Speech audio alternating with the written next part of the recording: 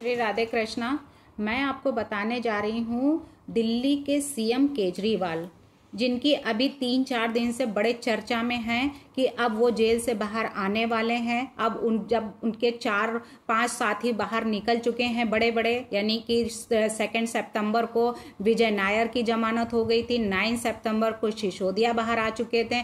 वहीं 27 अगस्त को के नायर जो बीआरएस के नेता हैं वो भी बाहर निकल चुके हैं, और विभव कुमार ये भी बाहर आ चुके हैं। तो ये बड़े बड़े जो नेता थे, जो इनके नजदीकी करीबी माने जाते हैं केजरीवाल के, ये सब बाहर आ चुके थे। तो ये हुआ कि अब केजरीवाल भी बहुत जल्द बाहर आने वाले हैं। लेकिन केजरीवाल ने जो मनी लॉन्ड्रिंग, करप्शन, शराब घोटाला ये सब जो किए थे, इन सब के अंतर्गत अब उनको जमानत मिलना संभव नहीं है। यानी शराब घोटाले में जो उन्होंने साउथ ग्रुप से 100 करोड़ रुपए वसूले थे, उसके जो एविडेंस मिले हैं उनके आधार पर अब केजरीवाल का बाहर निकलना नामुमकिन हो गया है। वहीं अब ये जितने विजय नायर, सिसोदिया, के नायर और के कविता, ये सब अब उसके अंदर यानी जेल के अंदर फिर से जाने की उनकी शायद घड़ी आ गई है।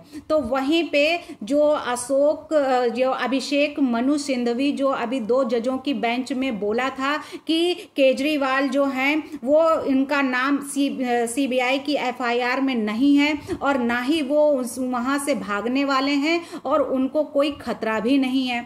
तो ये बात जो अभिषेक मनु ने बोली थी वहां पे 2 जजों की बेंच में, तो क्या उन्होंने ऐसे ही बोला था? क्या उनको लग रहा था हमने इन लोगों को बाहर निकाल लिया है तो क्या अब केजरीवाल भी बाहर निकल आएंगे? लेकिन जो सीबीआई की 5वीं और आखिरी चार्जशीट आई है उसने सभी को चौंका दिया है। यानी शराब घोटाले के जो मास्टर माइंड बताए जा रहे हैं, इन जांच एजेंसियों ने भी ये सब क्लियर कर दिया है कि ये सब घोटालों का मास्टर माइंड केजरीवाल ही है।